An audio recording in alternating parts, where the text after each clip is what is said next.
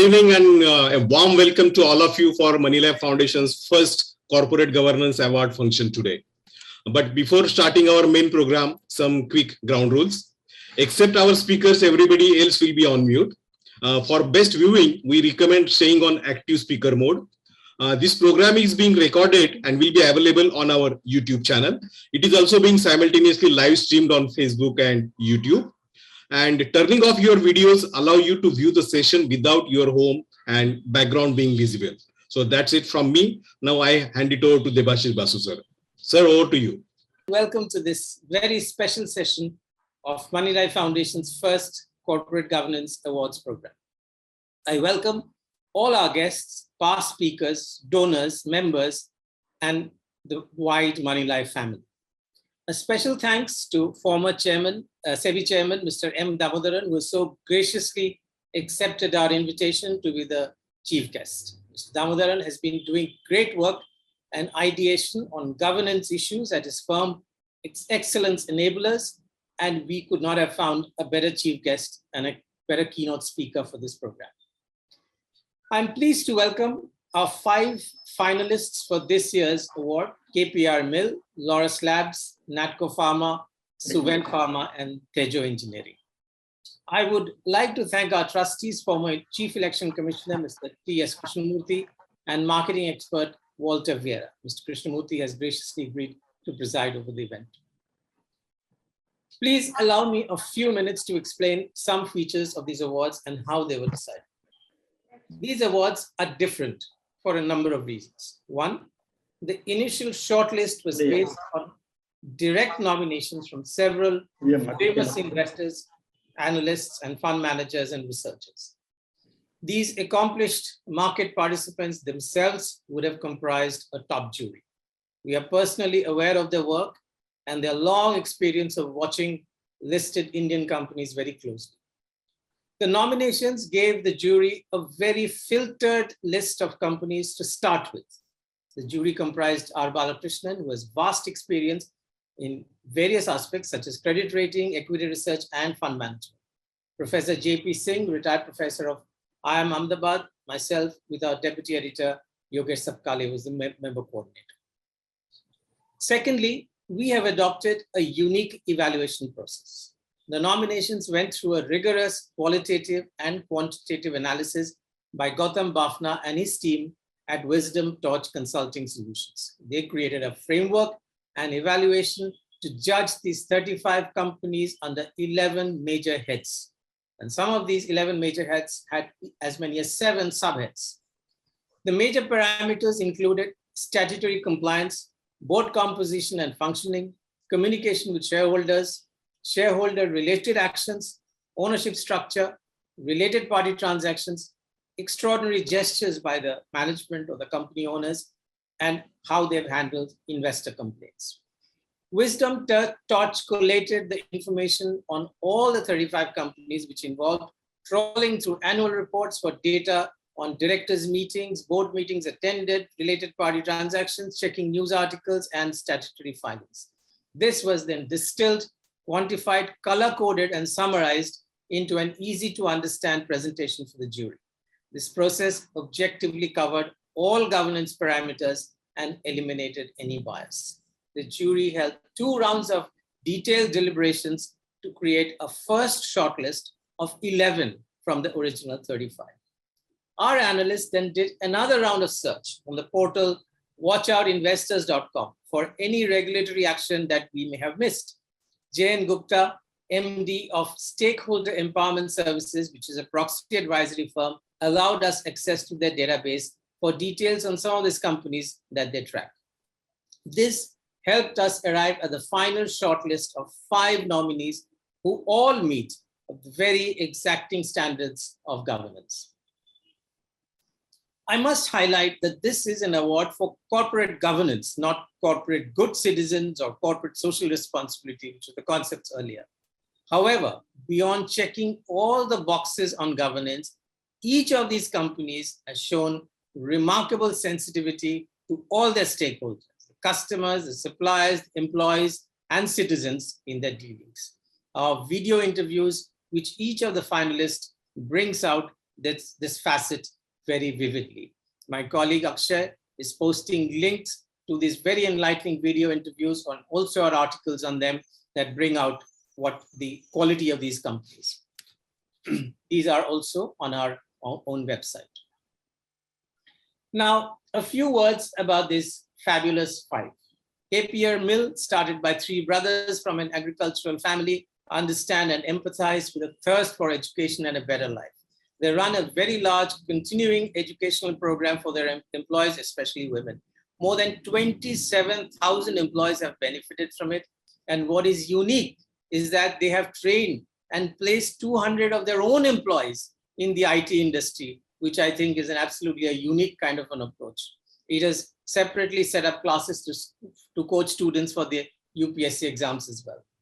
The mantra of Dr. Satyanarayana Chava of Laurus Labs, a first generation entrepreneur, is winners never cheat even in difficult times. The title of a book by billionaire businessman John Huntsman of High Integrity. His investors are convinced that he lives by this dictum. Natco Pharma is, of course, famous for bringing in low-cost medicines through patent challenges. This has saved the lives of thousands who would not have been able to afford certain very expensive cancer drugs which the multinationals were selling. We have come across several heartwarming stories about the founder, including how he paid salaries to all employees by selling his own land holdings when the company was passing through difficult times. Suven Pharma has always taken the difficult road of innovation, which can never succeed unless the business is run with impeccable integrity and honesty every single day. Both Suven and Natco have been extremely frank in communicating to investors that revenues will remain uneven given their unique business models. Tejo Engineering, though listed in the SME segment of the BSE, has set an extremely high standard of transparency, accountability, and integrity in all its business dealings, even at the cost of losing business. Just as bad governance with good financial performance is suspect, good governance without sustained long-term financial performance is not much use, at least for the publicly listed shareholders. As investors and analysts, we realize that wealth creation and good governance are not strictly correlated. Wealth creation depends on a lot of sector tailwinds, which is an external factor. Governance, on the other hand, is wholly internal. How a company chooses to behave. This is what we have focused on.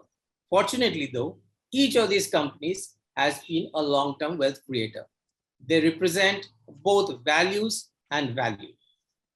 While we are assembled here this evening to give awards for the best and the second best, let me make one thing absolutely clear. Each of these business leaders is equally exceptional in what they believe in and how they have lived up to their beliefs. They are all winners in my personal view, and I'm quite certain that they will be winners in the coming years if they are not in this year. I now invite Mr. T.S. Krishnamurthy, former election commissioner and former Secretary, Department of Company Affairs, to share his views about governance. Over to you, Mr. Krishnamurthy. First of all, may I say how delighted I am this evening to be part of the function to announce award for the corporate governance. I'm also delighted that Mr. Damodaran, my good old friend, is also here as the chief guest to present the award. I think Moneylife has done a wonderful job, because taking a decision on corporate governance is not an easy job. I have been member of 2 or 3 juries, and I found it so difficult. Although I was only a member in most of these juries, Mr. Justice Venkatachalya used to be the chairman of the jury, used to find it so difficult to arrive at a decision in spite of several parameters which had been analyzed, researched, and some findings had been given. But to choose the best is not that easy. And what is significant in this particular award function today is that it does not probably have any major company as a part of the awardee, but the job, the parameters adopted are such that they have been able to find some of the middle level companies doing so very well and particularly distinguish themselves in the field of corporate governance. The investors are looking really for companies where money could be invested with a good track record. In fact, I remember when I was in the Department of Company Affairs and even earlier, the problem that the government used to face for giving award for Padma awards to various distinguished citizens. Very often the award is given and then later on it is realized that there has been some aberration, some violence, some violation of the compliance of laws and so on. So I must congratulate the Moneylife Foundation for instituting this award and for having a very novel method of choosing the awardees. My grateful thanks to Sucheta Dalal and Ms. Devshis Basu for guiding this kind of an award presentation. And I have no doubts that over a period of time, this award will really get the recognition that it needs, because the investors are really looking for a good track record of companies, because it's very difficult, particularly in the kind of environment, both the government as well as non-government environment in which companies operate. It's not going to be easy for them to distinguish themselves. And as has been mentioned earlier by Mr. Devdish, that it is not an award for corporate social responsibility or any other thing. It's only for merited performance with the company from the point of view of investors. So I'm happy to be associated. I'm very happy to invite Mr. Damodaran to make the announcement of the awards. And I also feel that such functions should be more often organized by various institutions to ensure that there is a good, healthy competition between the companies in the corporate sector to distinguish themselves in the field of corporate governance, which is the need of the hour. Thank you very much for giving me an opportunity. Thank you so much, Mr. Krishnamurthy. Before I invite Mr. Damodaran to announce the winners, I think here's a small video clip on our 5 finalists.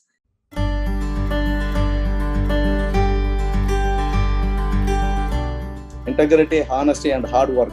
We brothers take as mantra from our father, so we follow that in our life. Winners never cheat, even in difficult times. I speak about that on multiple occasions and also reminding myself. You need to balance professionalism with the ability to take risk.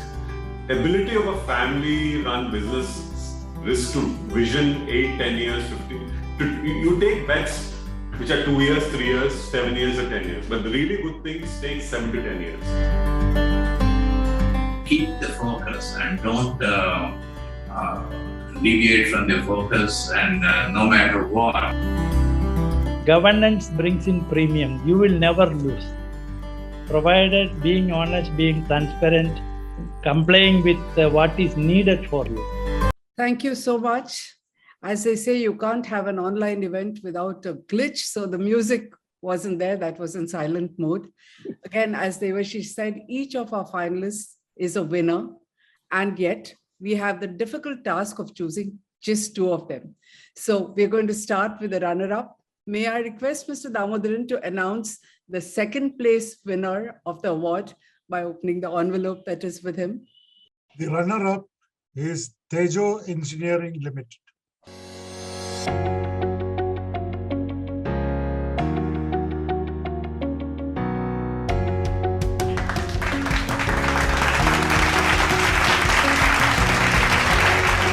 Congratulations, Tejo. I now request Mr. V. Ranganathan, former head of Ernst & Young and a valued columnist for Moneylife, to present the award to Mr. V.A. George, Chairman of Tejo Engineering.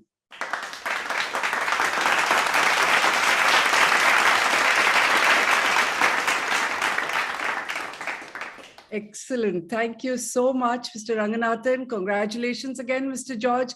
This is indeed an amazing achievement because you are one of the SMEs that is listed and you have competed on par with the best names. In fact, I must correct Mr. Krishnamurthy, who said earlier that we chose smaller companies. We did not. Our 5 finalists have competed with the best and the biggest names and have emerged at the top in terms of government practices, in governance practices. May I now request Mr. George to say a few words? Thank you, Sucheta. Good evening to all. Respected Sri T.S. Krishnamurthy, President of today's function, Sri M. Damodaran, chief guest of the day, Ms. Sucheta Dalal and Sri Debashis Basu, founder trustees of Moneylife Foundation, and distinguished guests. At the outset, let me congratulate the other 4 nominees. All have done outstanding work, and one of them is going to be the #1 winner. I congratulate that particular firm in advance. All deserve to be the #1, as someone mentioned earlier.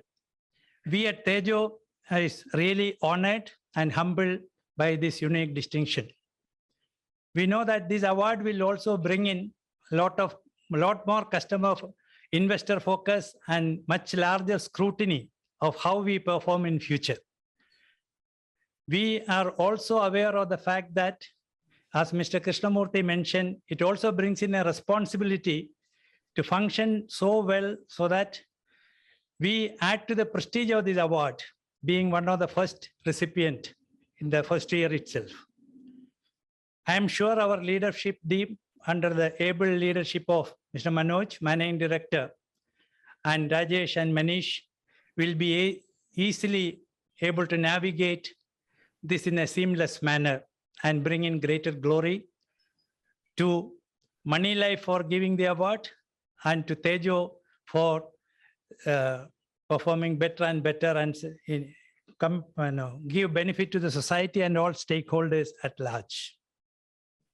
Mr. N. Gangaram was an independent director on our board for the last 9 years, and he passed away 3 months back, an outstanding director. So we at Tejo dedicate this award to the memory of Sri N. Gangaram and also all those employees who have passed away while they were in employment in our organization. And this award on a personal front is extremely unique to me. I have received several ones earlier, but this is special.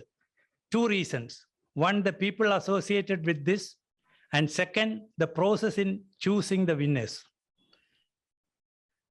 I am sure all of us would have prayed at some point of time or other for the safety of an individual whom you have never met in life so far, just because of the outstanding work they are doing in their respective professional field.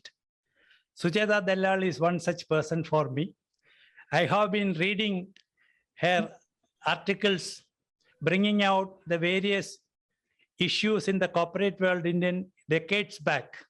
And I admired her courage and I prayed for her safety. I'm happy she is the founder trustee of this foundation, and I'm delighted to receive this from Moneylife Foundation.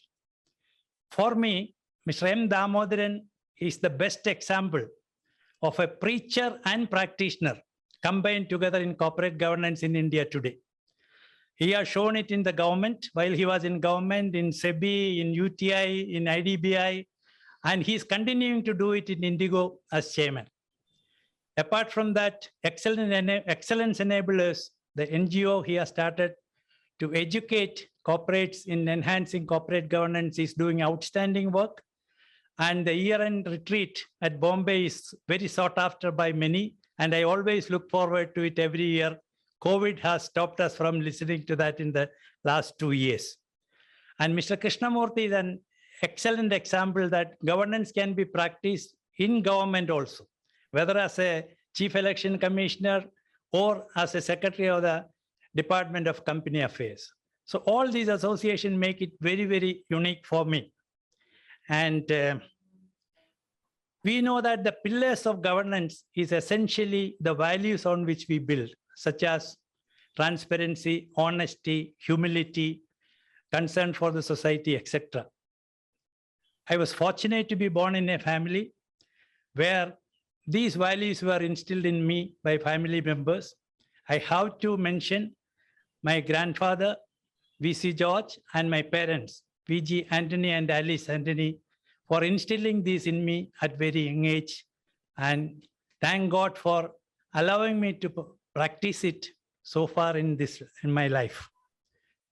At this moment, I want to thank our knowledgeable and passionate investors and the investors who nominated us for this. We didn't know such an award is existing till we got the shortlist from you. So the investors who have nominated us, and also the two founders, Mr. KJ Joseph and Thomas John, and other stakeholders, the customers, the employees, the vendors, all of them on this occasion, thank them for allowing us to achieve this glory.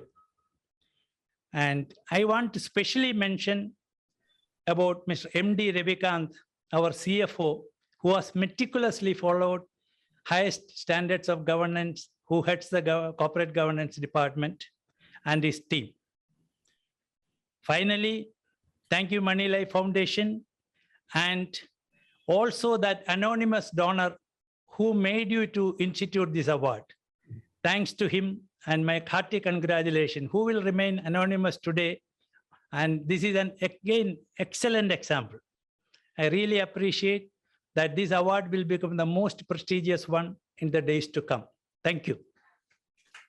Thank you so much, Mr. George. We're really, truly humbled by what you have had to say. We now go to the big announcement today. May I request Mr. Damodaran to announce the winner of the 2021 Moneylife Foundation Corporate Governance Awards. Mr. Damodaran.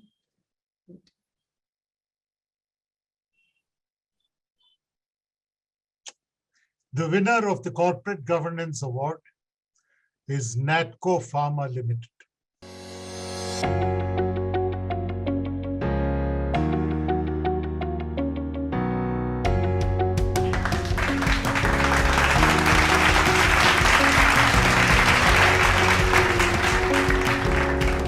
May I now request Dr. Yeram Raju, well-known economist and Moneylife columnist, to present the winner's trophy to Mr. Rajiv Nannapanani, Vice Chairman and CEO of Natco Pharma.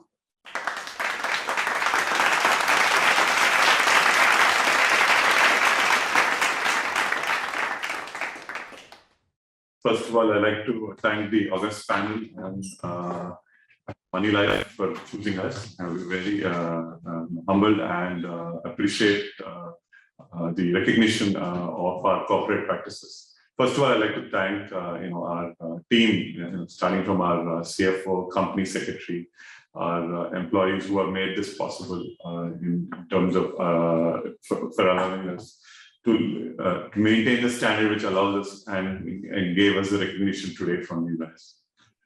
And when I spoke to your team, when we were discussing about this, the first time, it's very heartening to know that you are, celebrating people who have good corporate governance. Generally, we celebrate people who have done extremely well, who are the most highest wealth creators. I think, in a lot of the discussions I always have, I think, we always strive for wealth creation. Of course, that is the objective of a firm. But I think the challenges on the road to get there, and at the same time, when you're a public company, you're playing to a gallery, I think you have to be very honest about your communication.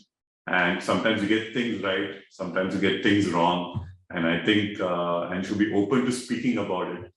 And I think we need to build that culture. And I think once you start building that culture, I think you'll be able to see, that the standards will rise.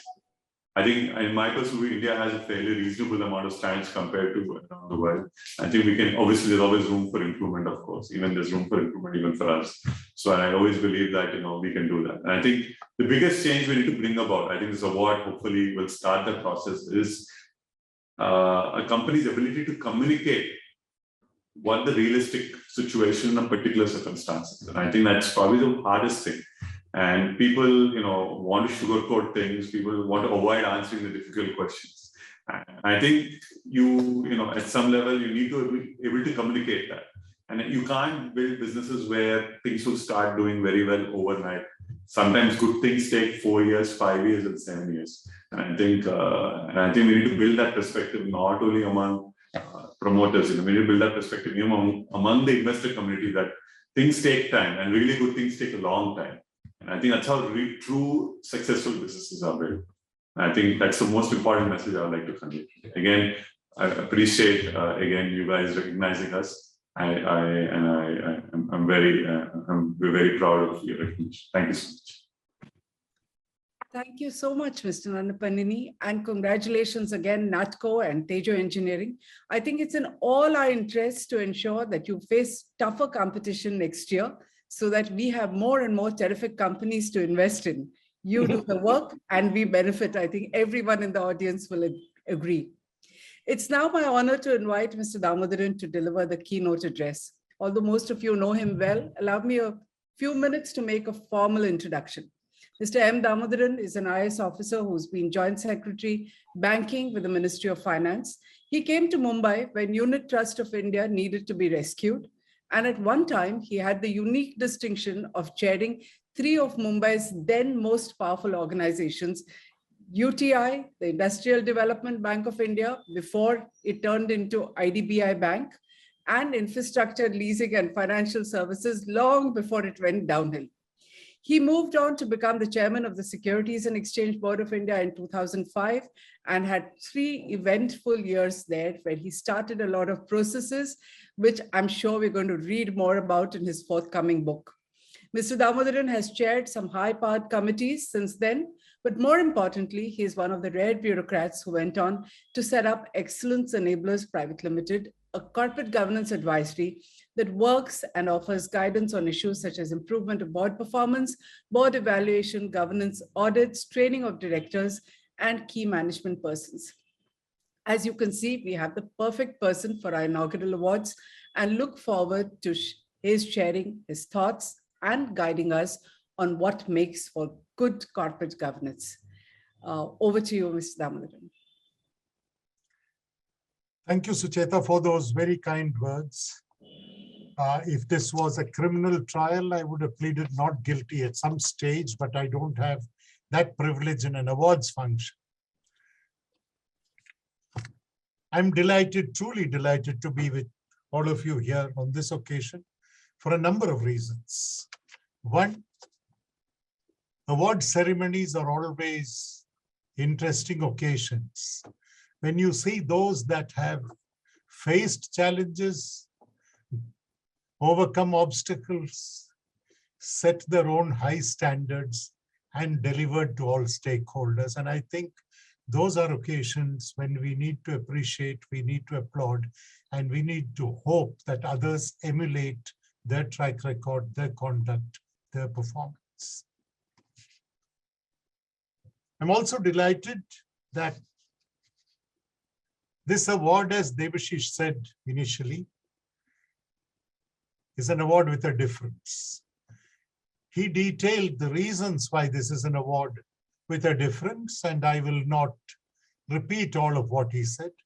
Suffice it to say that the process that led to the determination of the winners, determination of the shortlists, the 5 shortlisted persons who, and I associate myself with that sentiment, all of whom are winners. It just happens that 2 among them get selected out of 5, which is not to say that the others did not measure up. They did very well. And as the old saying goes, it's a Hindi expression, I don't know an English equivalent. There is not even 19-20 ka farak among these persons. I don't know how that translates into English, but I think it expresses what I'm trying to say. That it must have been a very, very tough challenge. I've been on several juries, and it has been relatively easier selecting companies because some stood out in a universe where not all of them were good performers. Some just made it because you needed some people to make up the numbers, I suspect. Therefore, you had shortlists, and therefore this is different. This is, I think, a great award.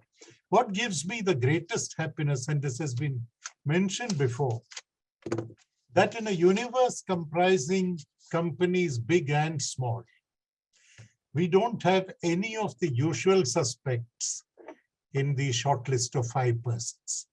I mean, Indian corporate history, especially in the last 2.5 decades, is witness to a number of companies that walk around as if their middle name is corporate governance. And yet when things go wrong, when all kinds of things play out in the open, you realize that perception management can last up to a point. Sooner or later, the truth will overtake, the satyam will overtake the perception management. Satyam being truth, of course. And that, I think, is a source of great personal satisfaction for me, as it is for all of you. Because what this shows is that ownership is not important.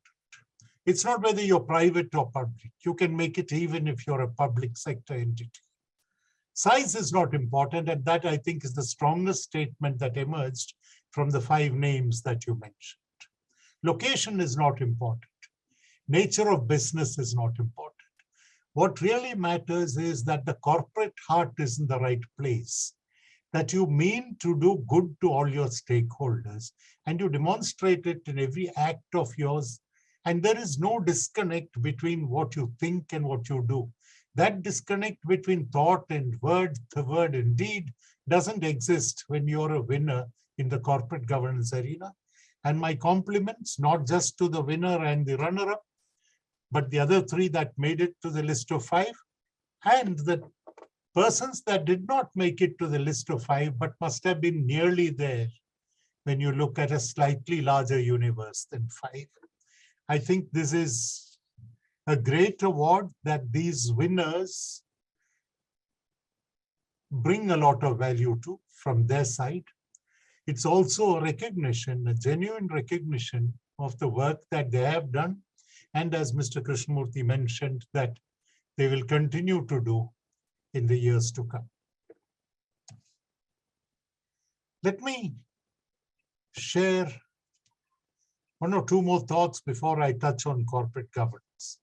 The great thing about award functions is it reminds me personally of the statement in The Merchant of Venice about the quality of mercy, that it blesseth the giver and the receiver. So on award functions where I've been physically present and have had the privilege of giving away awards, I have seen myself as truly blessed that I had the occasion to hand over awards to winners. Some of it you believe will rub off on you before the evening is over. So even though this is virtual and that physical award giving pleasure has not been mine today, I can certainly sense what the others must have felt when they gave away the awards both in Chennai and later in Hyderabad. I've often been asked, and I know this is a very enlightened, very informed, very involved audience. I've often been asked, what is this animal called corporate governance? We lived without it for centuries. Business was carried on. Profits were made, profits were distributed. And then suddenly, where did this come from? Not so long ago, maybe 10, 15 years ago, there were learned professors who felt that this was an item of cost. And my feeble attempts to persuade them that this is not expenditure, this is investment. The money that you spend on putting in place the processes, the structures that you need is investment. They fell on deaf ears at that point of time. The fact that other things remaining the same, the differentiator is good corporate governance, I believe is a case that has been well made within India and outside now, because we've seen companies that have reported exceptional performance on the financial front have the numbers questioned, have the practices questioned, and have the approach to the conduct of business questioned. And that, I believe, is the one major victory in the last few decades that we have gained, all of us who are in this conversation as practitioners of governance.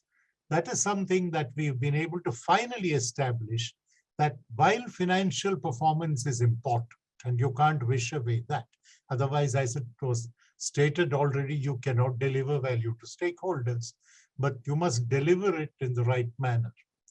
And my very simple explanation of what constitutes corporate governance, and I know this has been defined and explained over the last several decades by committees as well as institutions within and outside the country. My simple understanding is it's about doing the right things in the right manner for the right reasons and at the right time. That's all there is to corporate governance. Anything more complicated is an unnecessary detail. If we can get these 4 things right, I think we are on course to say that we are practitioners of corporate governance. Some others believe that compliance and governance are synonyms. That is not an argument that I buy. I used to be, in my younger days, when I thought I was intelligent, I used to be a reasonably good chess player.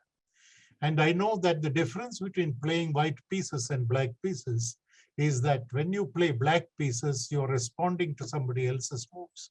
In this case, the regulator or the lawmaker is playing the white pieces. But when you are playing white pieces, you are making the right moves. You are making the first moves, not because somebody wanted you to do it, but because you believe that that is the right thing to do for your stakeholders. That, I believe, is what sets apart true practitioners from those that tick boxes as they try and persuade the world that they're practitioners of corporate governance. I think that is something that all of us need to not just understand, but perhaps propagate to the larger audience, because unless we get that across, we are not going to see any widespread better practices of corporate governance. There was mention of the boards, and I believe that companies stand or fall depending on the quality of the boards. All that regulations and laws can do for you is to determine the arithmetic of board composition. How many executives, how many non-executives, what should be the minimum size, what should be the maximum size. These are minor details. Yes, they are important. If you had a very small board, you cannot constitute committees. If you have a very large board, then you might as well not have a board, because there will be people that don't get any occasion to raise any point of view, even if they had a point of view, if you have a very large board. But size is not the really important matter. It is the kind of people that you get into the boardroom. You must get into the boardroom people that make you uncomfortable, that ask the tough questions, that don't pull punches. I'm not for a moment saying that they must be aggressive, no, but certainly they must be assertive. And if a promoter, if a management has the courage to bring into the boardroom the kind of people that will ask the tough questions and will not accept explanations which are really excuses masquerading as explanations, and then back away without further engagement. If the relationship between the board and the management is not one of constructive tension, I believe no company will extract value from the board, and no board will extract value from the management. I'm fond of saying this, and I'll repeat this. Some of you might have heard this before. Peaceful coexistence was a very good philosophy at one point of time when India and China were pretending to be good to each other. We practiced the peaceful bit and they coexisted on our territory. I'm not expanding on that theme, but peaceful coexistence doesn't work in boardrooms. You need to be relentless in your questioning of management. In fact, that brings me to what boards should do. Boards don't have too many things to do. There are board members who believe they should roll up their sleeves and get into the pit to wrestle. No, they don't have to do that, luckily for them. All that the board has to do is to ensure that the management does its job well. Because the rolling up of the sleeves is a management function. The board's job is to see that the management does its job well. And if it doesn't, then deal with that situation in terms of, can you improve their functioning? Do you need major changes? Do you need to show the door to somebody? Those are things that boards need to be active on, but not to do the things that management does. And what happens really is that when you have any corporate scam, then directors, including independent directors, start getting into areas that are not theirs, that they're not equipped to deal with, and create further complication. I know that after the Satyam episode happened in one boardroom, one director who was actually leaning back in his chair most of the time managed to keep his eyes open. How he did that is still a mystery. but his posture was not conducive to keeping his eyes open. He suddenly sat up straight and asked the auditors of this company post-Satyam, are you guys verifying cash balances? Does the company have the cash that it claims it has? Suddenly, all focus is shifted to cash because Satyam had non-existent cash on its book. So I think you had changes of that kind taking place. But today, the good news is, whether it is because of a better appreciation of the liabilities attached to the position, or because they have gotten to the boardrooms after some amount of thinking, hopefully, they tend to be involved in what they need to be involved in, come better prepared. In fact, I have been in a boardroom, a public sector bank boardroom many years ago, 1995, 96, where one of the directors, a very good man, God's good man, but not fit to be a director, asked the chairman. In those days, public sector banks used to have at least 10 volumes as tabled agenda and 10 volumes that they sent to you before the board meeting, invariably delivered at the airport when you landed in the station. So you were expected to read all of that. If you could read even part of those, you would have won speed reading competition, certainly. So this man, in all innocence, asked the chairman, Chairman Sahab, yes sir, pad ke aana hai kya meeting mein? So we've moved from that stage where you didn't look at those as keeping the table in position, saying that the table did not fly off. So these were the heavier weights to see that the table stayed fixed. Today you have directors who read, who ask questions. And I think some of the regulations have helped. The secretarial standards which mandate the sending out of agenda items, a week at least in advance, is one particularly helpful measure. Except that some companies even now have, I think genius is something that you cannot suppress. And some company secretariats have found the way around it. So you will get your documents a week in advance. But what it will contain after items 1, 2, and 3, which is noting of the minutes, the confirmation of the minutes of the previous meeting, grant of leave of absence, and the action taken report, what you will then get a number of items where it will be said, a presentation will be made during this meeting. And 7 days before you have received what passes for the agenda notes, and all that you're getting to see is a presentation will be made at the meeting. You're none the wiser as to what is going to be presented, and you get into that without getting any kind of insight into what is the nature of the proposal, if any. Is there something that is being held back? Is there suppression of vital information? You don't get any indication of that. People do get round some of these things.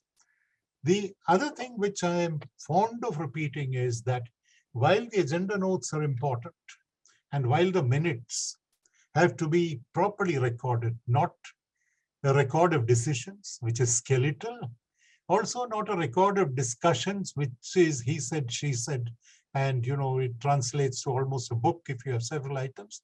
The golden mean, which is bringing out the flavor of the discussions, capturing important items, that is something most boards now are getting to practice.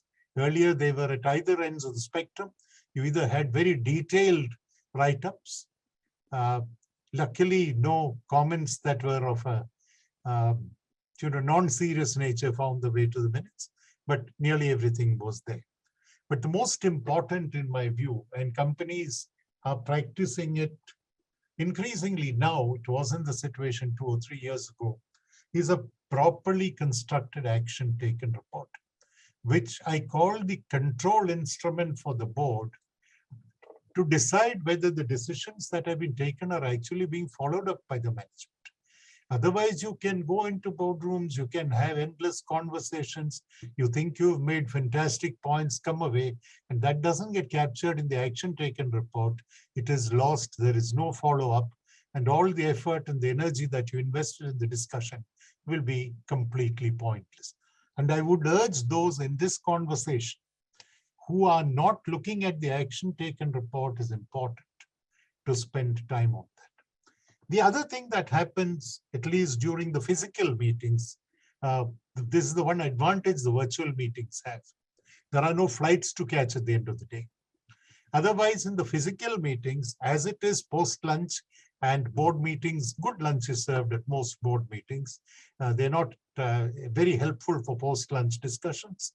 And you will find that intelligent persons that structure, that sequence the agenda, will ensure that the heavyweight items are often between 3:30 and 4:30 in the evening, where in a city like Mumbai, if your meeting is taking place in South Mumbai, you're looking at the watch to see, can I make it for that evening flight? That is the thought uppermost in your mind.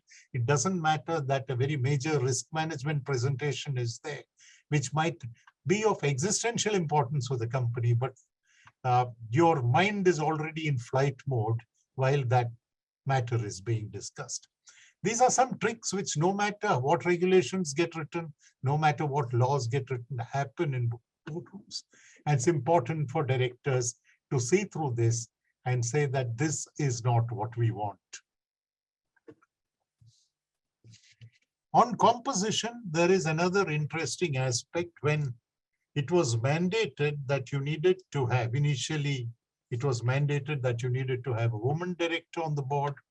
And then it was said you needed to have an independent director who also happened to be a woman. That is the way I describe it. Because for me, the argument is talent versus tokenism. Is that individual getting on to the board to tick a box? I know some persons who were approached after this provision came, persons that I know reasonably well, who were on several boards, have distinguished themselves in the corporate area, mentioned to me that we've got this invitation, do you think we should accept it? I said, the only way you can deal with it, you know better than I do what your time constraints are, etc. But do ask that person who invited you one question. Are you wanting me on your board to tick the box? Or do you think that, I'm going to genuinely contribute to your board? And I said, like chess players, you must anticipate the response. The response is predictable. It is going to be, no, you're going to add great value. Then please ask the second question, and hopefully the last one for the day, saying, if you thought I was going to add value, why did you wait for the regulations? You could have reached out to me before the law said that you needed to have somebody like me on the board. And even the expression that is used, even in regulations, and I find it very humorous at one level, is they use the word independent woman director. There's nothing called a woman director. A director is a director who might happen to be a man or a woman. So it is a woman independent director and not an independent woman director. There's no category called woman director in the boardroom, but that is the mindset that is sort of steeped over time, and it will be difficult to get away from that in a hurry. Then what you need to do is reconcile the conflicting provisions of the Act, the regulations, and the secretarial standards. I won't trouble you with too many details, but I'll give you one very interesting example and one that is important for the stakeholders. The 1956 Companies Act, with which Mr. Krishnamurthy is far more familiar than I am, provided that the chair of the audit committee should be present at the annual general meeting. If you are not present, there was a penalty attached to the absence. I remember on one occasion I was in the US holidaying with my son's family, and they changed the date of the meeting. And I was the chair of the audit committee. I had to fly back in order to attend that meeting. Not that the money was too much, 5,000 rupees, if I recall right. But, the shame attached to being penalized for not being present where you ought to be. The LODR makes it compulsory for the chair of the audit committee and the chair of the SRC to be present at the AGMs. And the secretarial standards say that the chairs of these committees may be present, and if they cannot be present, they can authorize another director to be present on their behalf. So you have a situation where the secretarial standards dilutes a very welcome provision in the LODR, Because if directors on the boards of companies, directors that chair board committees, cannot find the time that one day in the year to be with your most significant constituency, the nameless and faceless shareholders, the big boys don't turn up there. It is the people with smaller investments and genuine questions who come there to see who are these people running my company. Who are these people to whom I should ask questions or express my reservations? And you don't turn up at that meeting because you think that that's not important. Of course, we did, as part of our survey in Excellence Enablers, we studied the attendance not just of directors, not just of committee chairs, but of the government representatives on PSUs. And while the attendance of government nominees on boards of PSUs was abysmal, and you thought it couldn't get worse, then you needed to look at their attendance at the nominees. They would send an undersecretary or a section officer to present the majority shareholder to represent, but the director would not be present because he or she was far too busy with important matters of state to be present once a year at the annual general meeting. These are things where I think organizations like Moneylife Foundation should raise a voice. I'm happy to, for whatever it's worth, to lend my support.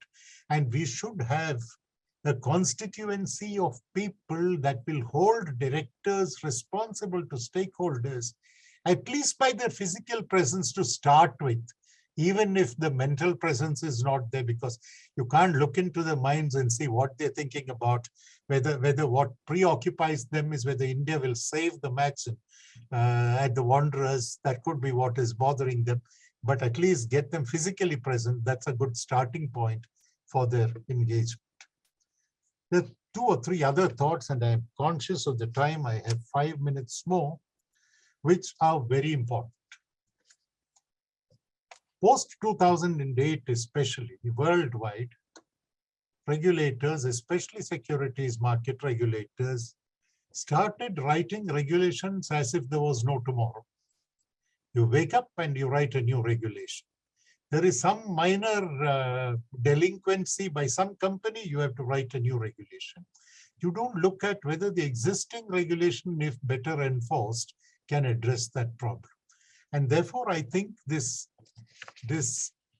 matter that's been talked about, it's been a lot in conversation, very rarely practiced, should now find center stage, which is the regulatory impact assessment.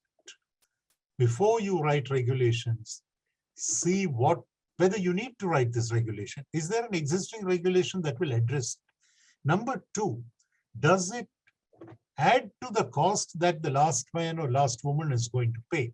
Ultimately, they are the ones that pick up the bill. Everybody else is passed through. It is in the name of the investors that you write regulations, and the bill will be picked up by the investors. So before you write, see whether there is a cost-benefit analysis that you need to look at, whether an existing regulation addresses it. So the regulatory impact assessment, I think, is very important. The second is you put in place a regulation, forget about it. The world will change, the economy will change, the securities market will change, products will change. Your regulation is still there. Why? Because nobody looked at whether it continues to be relevant in the changed circumstances. To address that, I believe you need to have a sunset clause in most regulations. That this regulation will be valid for 5 years, 7 years, whatever. Pick a number. You're obliged to revisit it before that expires. Otherwise, you will not take away the regulations that are no longer relevant. And then you need what the RBI has done for the second time, and what I wish other regulators do. You need a regulation review authority. Just as the government did the good task of removing a lot of outdated laws from the statute book, I think it's important for regulators to have a regulatory review authority that takes away all of what is irrelevant today and then combines what is left into a kind of a master regulation or master circular. Because if you don't know what the regulations are, if they're all over the place, and then you're held accountable, because you cannot say that I was ignorant. Ignorance of law is no excuse. And therefore, at least they should make it easier for you to understand law. 2-3 other thoughts. One is our annual reports, and I wrote a newsletter on that. Apparently, some people thought it was valuable. Some others thought it was a waste of time. We pointed out all the things that we looked for in the annual reports, which we did not find. I won't share too many of those things with you.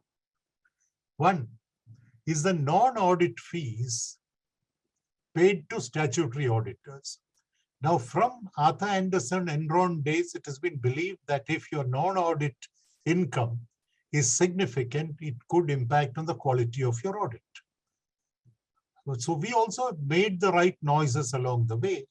But the fact is, if you look at an annual report, you won't be able to figure out what is the non-audit fees paid to the stat auditors, because there is no standard way of reporting.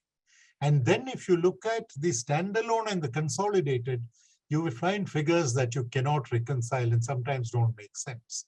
So we've been struggling with this for the last few months, and we brought it to SEBI's notice. We understand SEBI is looking at it. I'm hoping sooner rather than later, we will get this, because that's critical. That is fundamental to the quality of audit.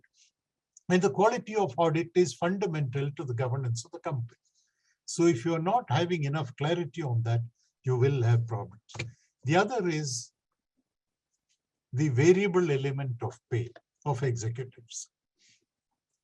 If you have KRAs, and if you claim that your performance determines some percentage of what is paid to you for running the company, I think the stakeholder has a right to know what that percentage that got paid, because performance in any case, he or she can look at the financials and figure out how the performance was. That is something that's missing. There are several others. I will not trouble you with those. It is exactly 7 p.m. Sucheta said at the beginning, we must finish on time, and therefore I will make only one more comment and leave it at that. I think what you have done for recognizing the genuinely good corporate governance performance is a great first step. I know some companies do what some organizations do what I'm about to tell you. But next time round, have another, which is for the most informative annual reports that are written, because we talk in terms of communication with stakeholders. This is the one document that in one place seeks to communicate. And the last thought that I have, it was said many, many decades ago, that language was given to man to conceal his thought. We should identify and name those people who have used language, complex sentences, to conceal what they should have said, but what they're not communicating because they don't want us to know. If we can get simpler language, better disclosures, more transparency, and all of that leading to mutual trust, we would have a far better corporate environment than we have at this point of time. Thank you for giving me the opportunity to share some thoughts. This is a very large canvas, and you can paint in any corner of the canvas. There are several corners that I might have painted had time been not a constraint. But thank you for the opportunity to be part of a function that recognizes genuine winners and enables me to stand on the sidelines and applaud genuine good performance with the right intentions. Thank you very much. Thank you so much, Mr. Damodaran, for absolutely excellent presentation and making so many points that are worth thinking about, also including in our next year's evaluation. But I must say that most of those have found a place in the evaluation and the discussion by the jury. In fact, some of our jury members, I'm sure, are going to speak. You know, you've made a point about perception management and how it lasts up to a point, and you mentioned Satyam. So I thought I should say that our 3 finalists from the city of Hyderabad, which also gave us Satyam, have managed to change perception. In fact, it's something that we ourselves were surprised about. So the process was so rigorous that, there was nothing like quotas and regional things.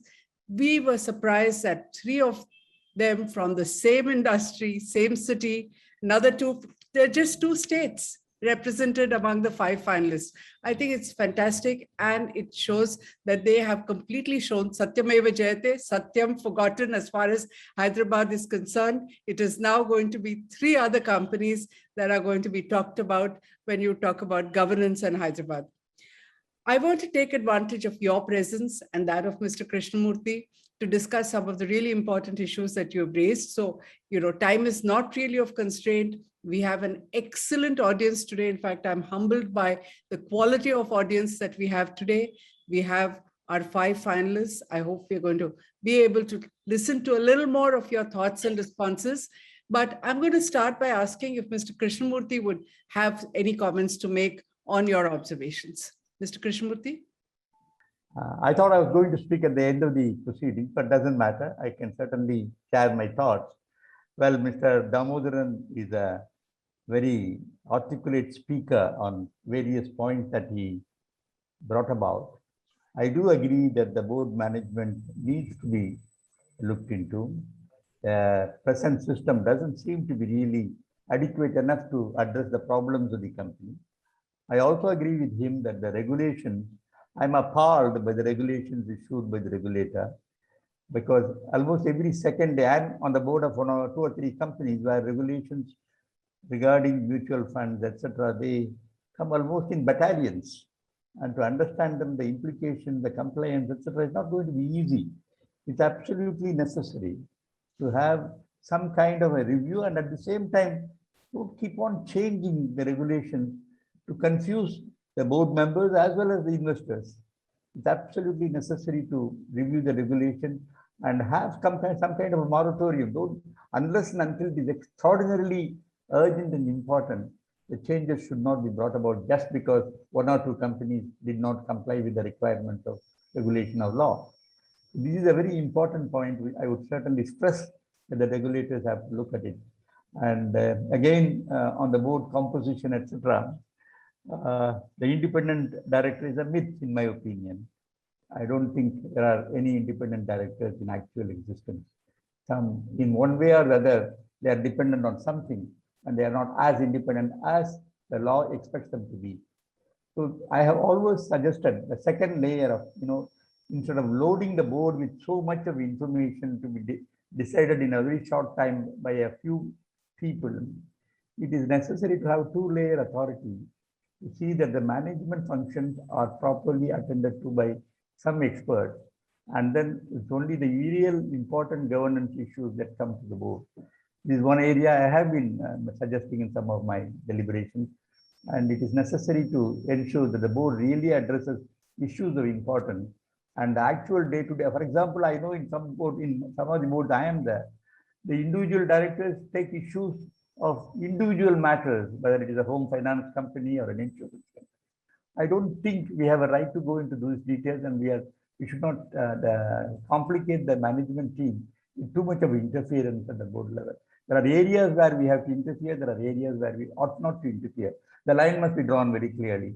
And that's why my suggestion is there must be an operation board, as it is there in some other countries, so that you don't go into too much of details of the functioning of the company.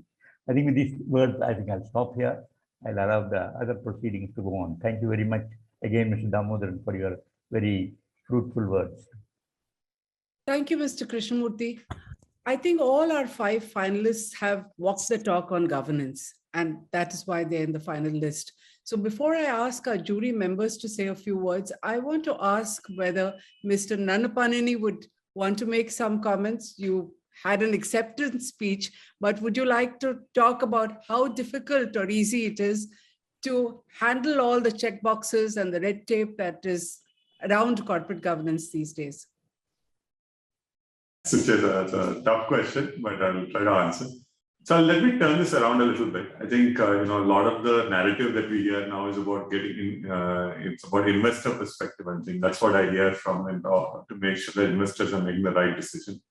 And I think we also have to be realistic about what promoters also face on the other side. And I think how society and investors set expectations, sometimes which are so unrealistic to meet that the challenge is that, I'm not trying to, sort of justify lapses in corporate governance, but I just want to spin the story a little bit and say, what do I face as a company which is publicly listed? And how we need to change the culture of, assessment so that these pressures are not faced by promoters so that they can improve their standards. That's probably one point I just want to start so that we can get the discussion rolling.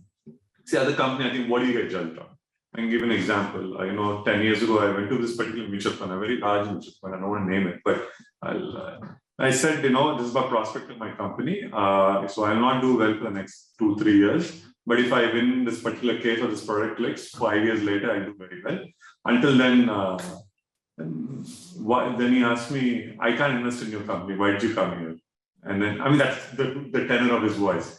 We need companies which can deliver Q1Q earnings. Otherwise, I'm a mutual fund manager. If I don't show a quarterly return, I get judged on a quarterly basis.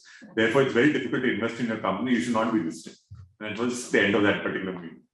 So then I said, I stood my ground. I said, you know what?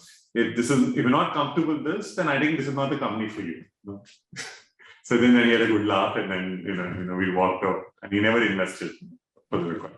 So, but I think that's what happens. So when you want to attract investors, I think people look for a delivery on a Q1Q basis. And so when you start facing that pressure, then we start making decisions which are to please the gallery. You might have a long-term strategy, but you also try to do short-term things. So when you keep short-term goals in mind, so you'll do an acquisition which where you're overpaying because you want that immediate cash flow. So this is just an example of a particular decision you possibly would make, or you would look for, short-term goals as opposed to long-term goals. And I think that's what causes the mismatch. And that's where the governance comes from. I think we need to change that narrative. And I think it's very important that, we can be brave enough to say that, nothing is going to happen for US, but this is what we're working in good faith. And this is what, if we deliver, this is the upside, and still value companies. And if you start rewarding people for communicating what they're doing and for being honest, then automatically I think a lot of things will change. I think it's hard. To get a cultural change, it also takes time. You need to have successes. I think success is the best example. You succeed with this sort of vision. I think get enough of these successes, then I think when investors would also flock to you and sort of look at things. But I think it's probably the biggest change we need to bring, I think, in the Indian ecosystem for, to bring about that dramatic change or to take ourselves to the next level, so to speak, And, but again, this is a very selfish promoter view of what I'm saying this now, but I'm open to any sort of debate on this or any comments. Thank you. Thank you so much, Mr. Nandapaneni. We really appreciate the fact that you say it like it is without worrying. The other person in this room who does the same is Dr. Satyanarayan Chava. I think he would have a lot of empathy with some of the things that you said and has his own experiences as well. Dr. Chava, would you like to say a few words? So I want to make a point to what Rajiv has mentioned. Can I? Yes. Yeah. So the thing is that what he said is absolutely true. It is competitive on the investor side as well, whether they're fund managers. But there are stories of investors also who have taken stakes in companies and haven't sold them for 15, 20, 25 years. And these are not, I'm not talking about small investors. So I guess, eventually you will have to, these two kinds of people must meet at some stage. So, large investors with a very long-term view who do not have pressures of handling public money would naturally be your investors. And that's possible today. In fact, even among international investors, there are a few who have a really, really long-term view. So I guess it's just a matter of the two meeting. That's the point I wanted to make. Thanks, Ashish. May I now invite Mr. Venkat Jasti to say a few words?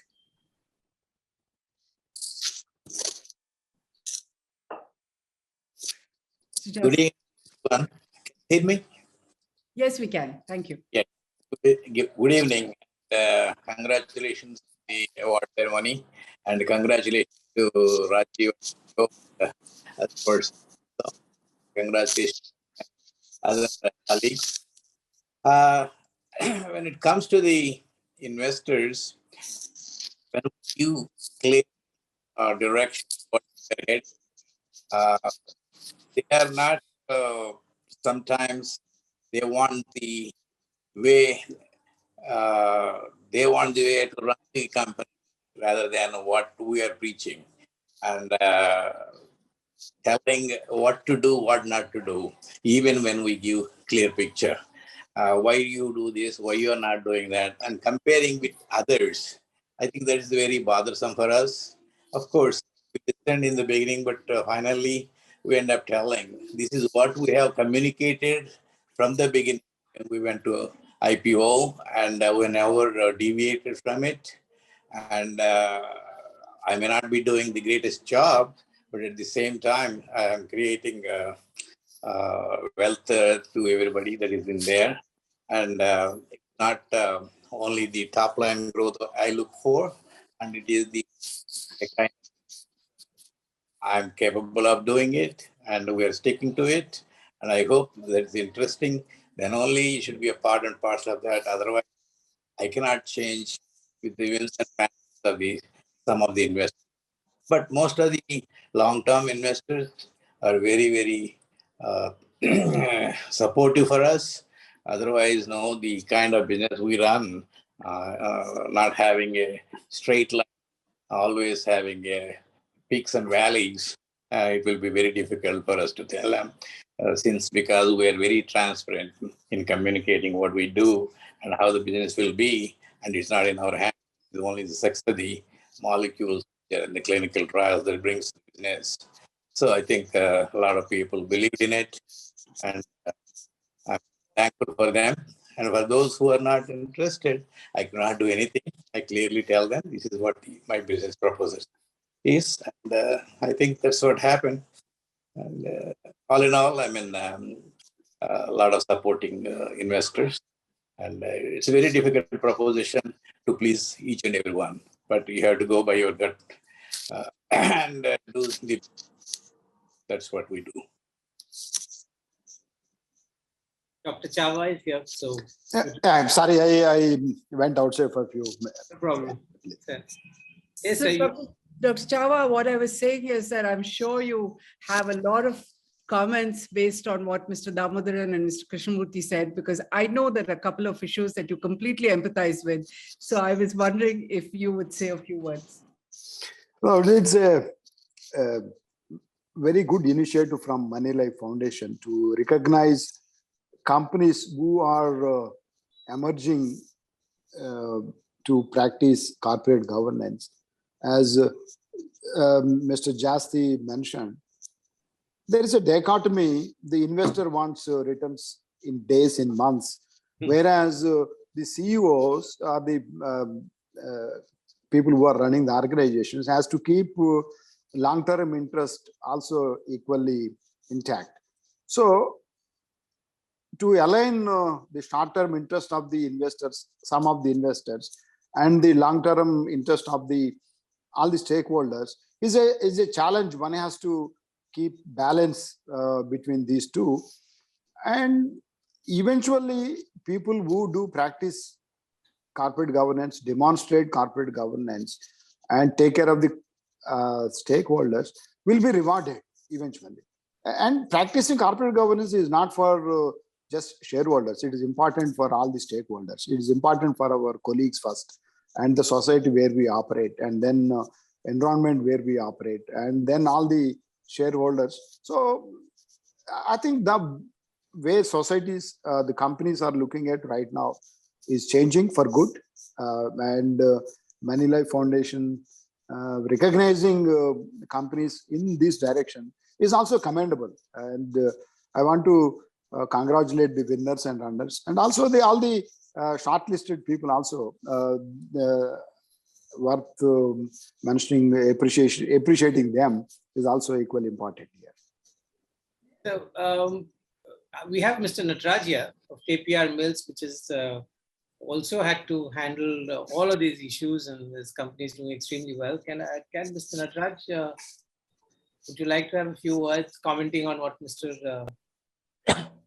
Damodaran has said, and also your peers?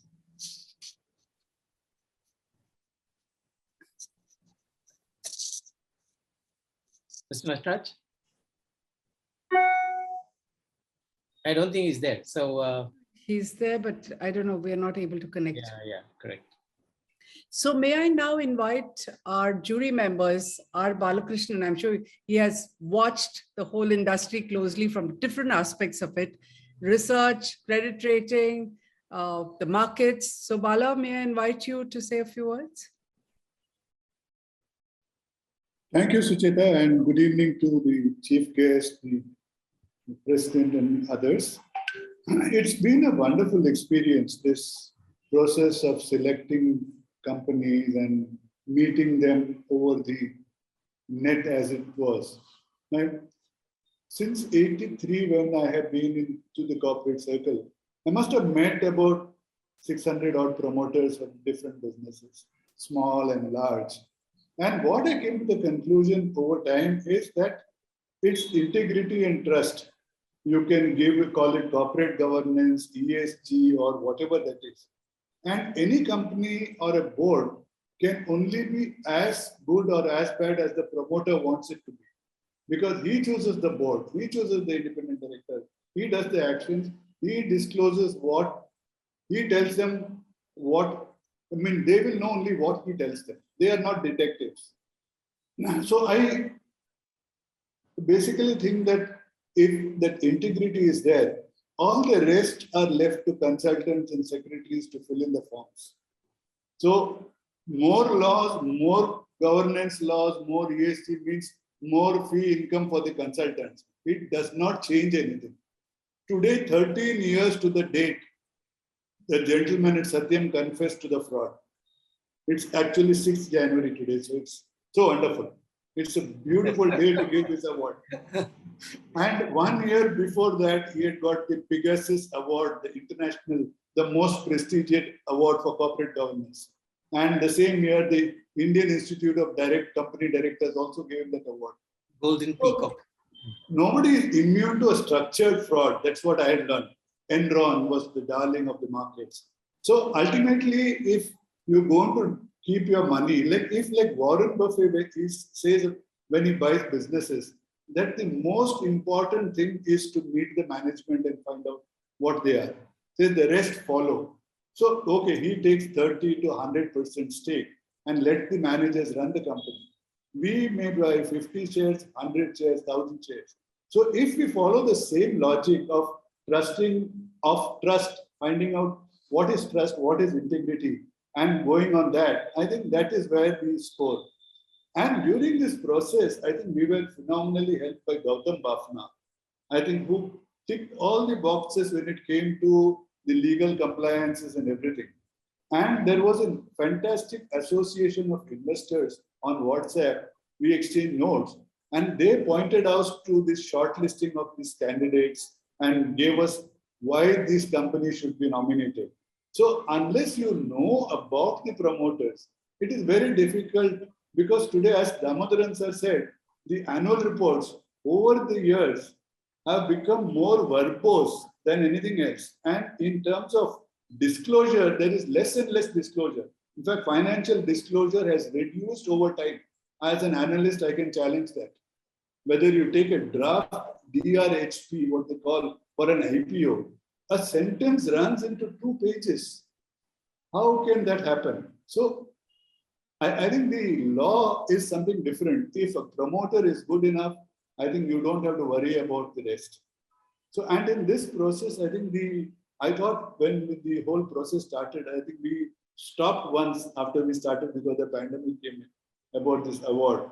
I think Dr. Singh pushed us hard saying that, why can't we do this? And I thought we are in for mission impossible, because how do you judge promoters on the basis of what is published? It is so difficult. It is so difficult. So we were helped by a lot of analysts, individuals who meet people, who find examples. Because annual report I can write today, there are consultants whose job is to write annual reports. So what you're seeing is not what the promoter has said in many cases.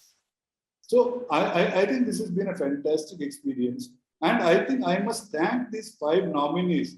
During the interviews, we asked them rough and dirty questions, and none of them took offense to that. I think I really appreciate these 5 nominees for being so cooperative, frank with us. So that itself is a sign of honesty, that they are not afraid to face any questions. So there are so many promoters I know who, after I shake hands, I would count whether my fingers are intact. I think this has been a good experience, and I think this award should go more. I think because not many people took us very seriously when we said we are doing these nominations. They all said, oh, it's going to be Infosys, HDFC, TCS. It's not like that. I think we want to go beyond that. And I think next year, hopefully, this will lead to more and more. In fact, one of the suggestions I have is, Debashish, you must look at it. You must launch an ETF with the shortlisted candidates and measure it, benchmark the performance against all the indices which are there. And I'm sure in 10 years, this index will beat all those indices. Thank you, Sucheta. Thanks, Bala. Very interesting suggestion. I'm going to have Professor JP Singh say a few words, and then, of course, Professor George. I keep calling him Professor George, though he's chairman of Tejo, because he's got an academic mind, and I want to hear from him. So first, Professor JP Singh. So 2 academics, one after the other. Yeah, okay. I was saying thanks, Sucheta. My regards to Krishnamurthy and Damodaran. Congratulations to all the 5 panel finalists. I can say unhesitatingly that it's been a very enriching and very satisfying experience in being able to identify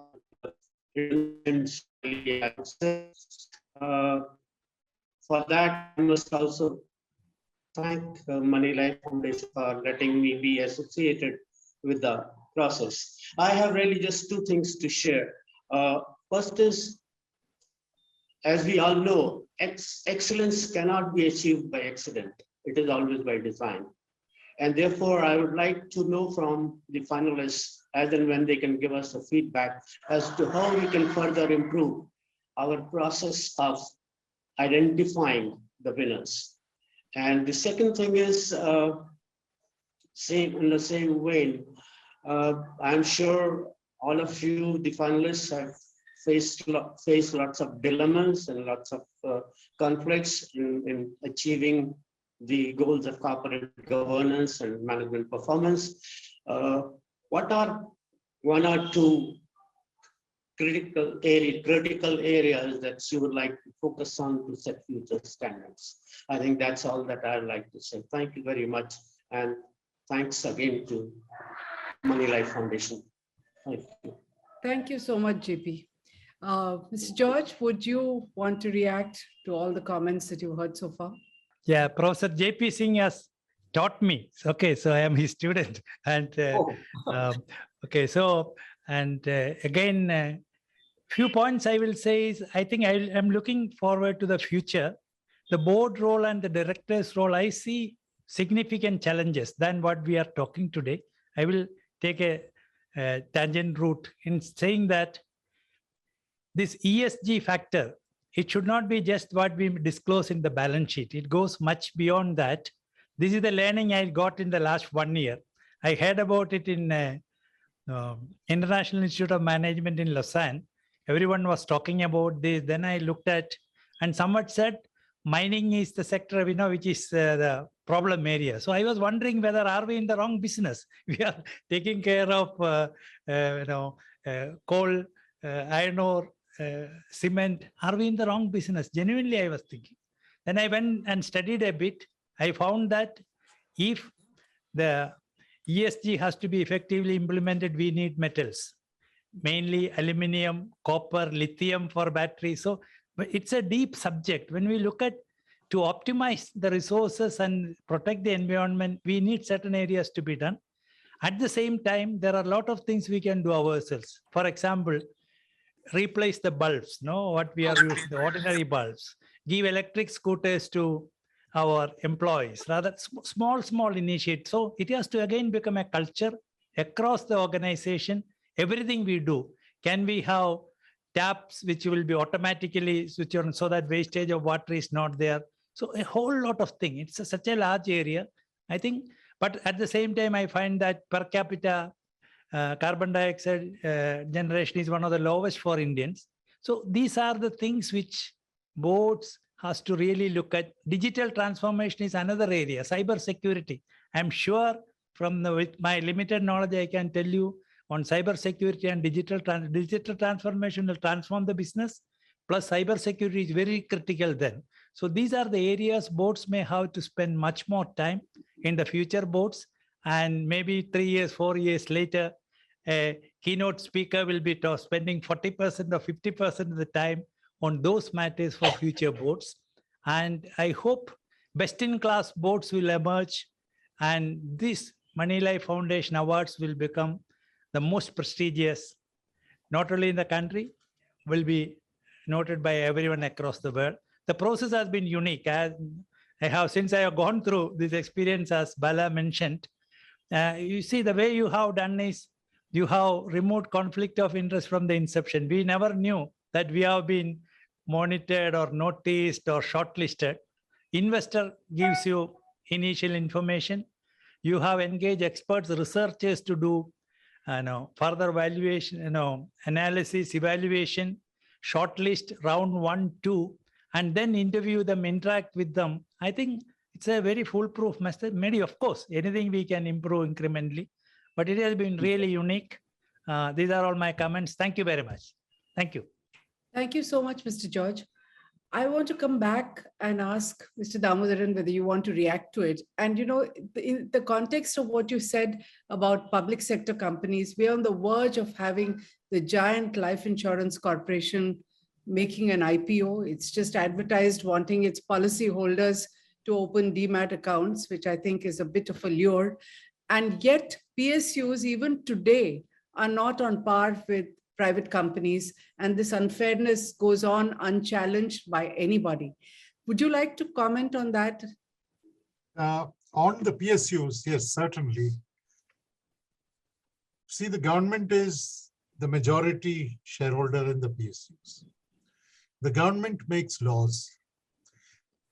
Government organizations like regulators make regulations, and PSUs violate them with impunity. And at best, a few eyebrows are raised, no questions asked. Allow me to share a personal experience. When clause 49 was introduced in the listing agreement and given effect to, I had just joined SEBI at that time. I was about 2 months old in SEBI. And the first proposal one of the early proposals that came to me was, can we have an extension of date? So I noticed that 2 extensions are already been given, and if a 3rd extension was given, nobody was going to take it seriously thereafter. With 3 extensions, after that, the proposal will get buried. The entire, arrangements that are contemplated won't see the light of day. So I said, it doesn't matter whatever the problems are, no extensions. Then the public sector people, one by one, came to me and said, you are from the government. Decision-making takes time in the government. It's very difficult to find independent directors. And the question really was about getting the right number of independent directors on the board. And it's very difficult to find directors, complete the process of appointment. This takes time. So can you exempt us? I had a simple formula, no extension, no exemption. You comply because I don't think the nature of ownership is going to give you a special dispensation. So all of them, most of them were in violation. We just started issuing notices. We didn't have the bandwidth to issue to all violators. So we said the top 5 by market cap, we will issue notices, because if we can send a message through them, that will be all right. I had people come and tell me, look, the problem is not with us, it's with our administrative ministries. I said, I don't regulate your administrative ministries. You are the guys that are the listed entities, and you will get regulated. I'm sorry. You go and talk to whoever you have to talk to. That's your problem, not mine. But after that, then I left. And after I left, nothing came out of that, I suspect. So I don't want to travel down that path. Otherwise, we had identified 5.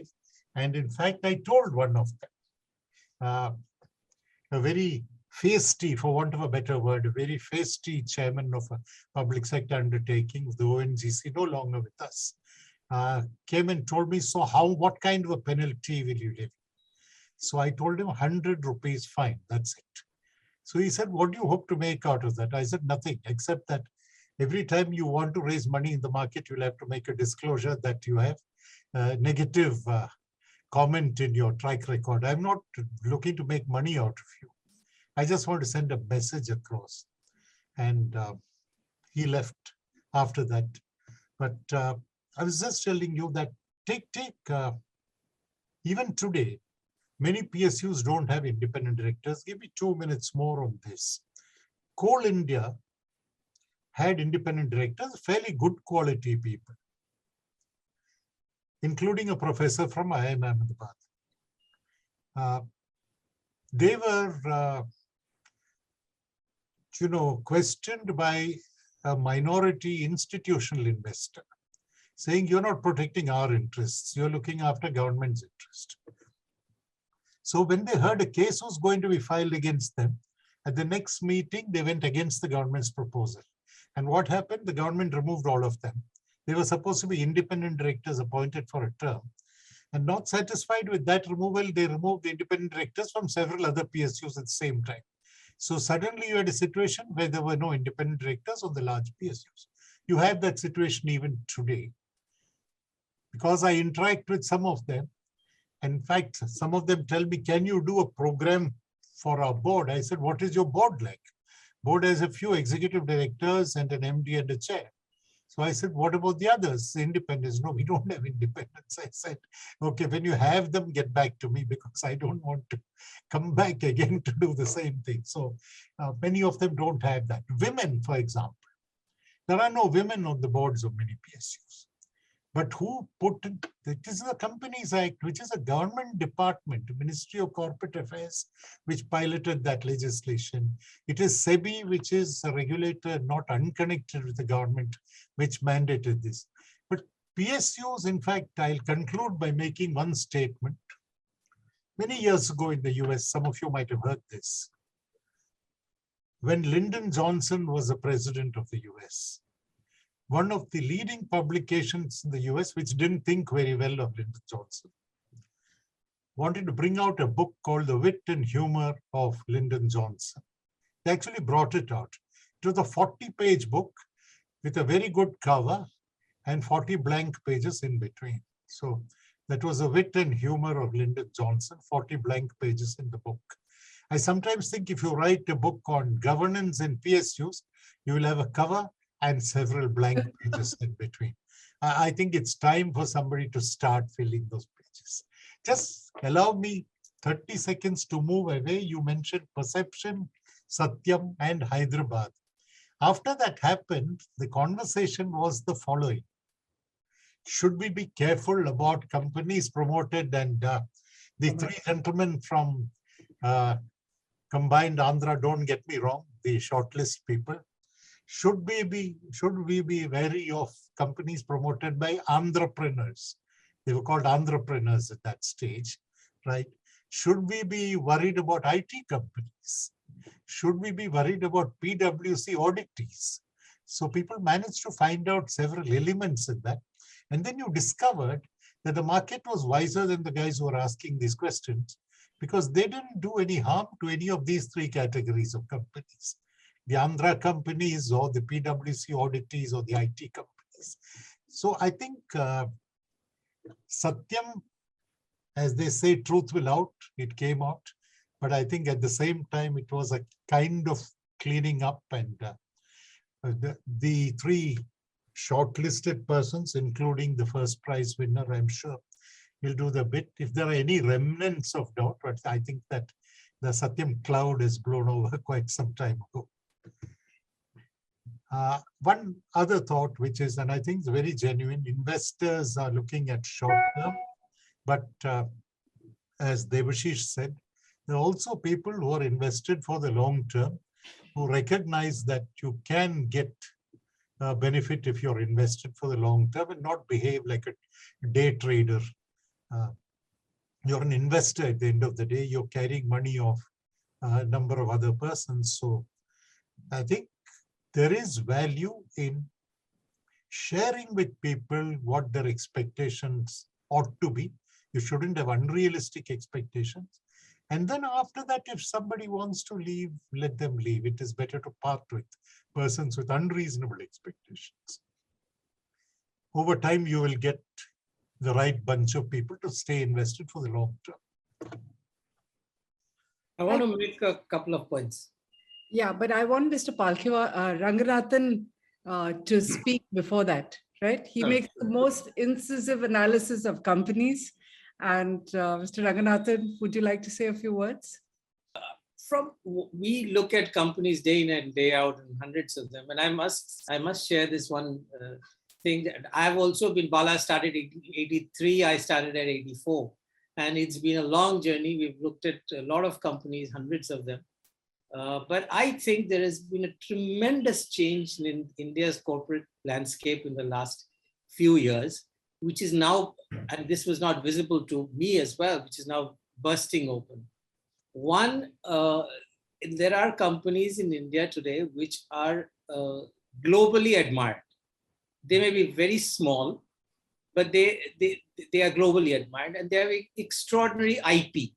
These are the kind of companies which are now listed in the Indian stock market, which was not there earlier. So they have a process, they have people, they have thoughts, they have products which are world-class, right? And I think this number is growing. And I today have a excess of these. In a portfolio, one can buy 30, 40 companies, and probably there are 50, 70 companies like these today in India.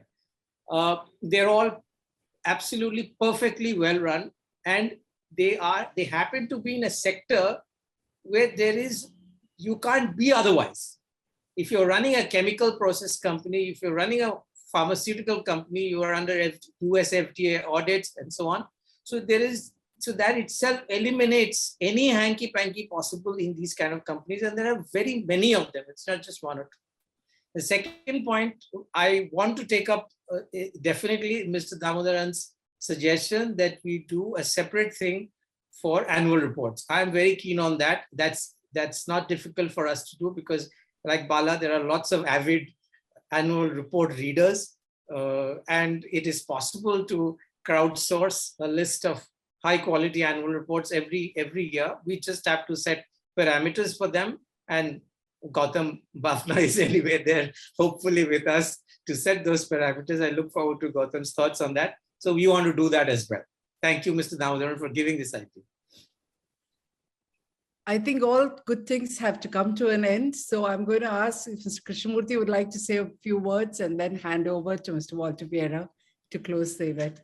Well, about the annual report just mentioned by Mr. Debashish, I have some suggestion, because as Mr. Damodaran mentioned, everything is lost in language.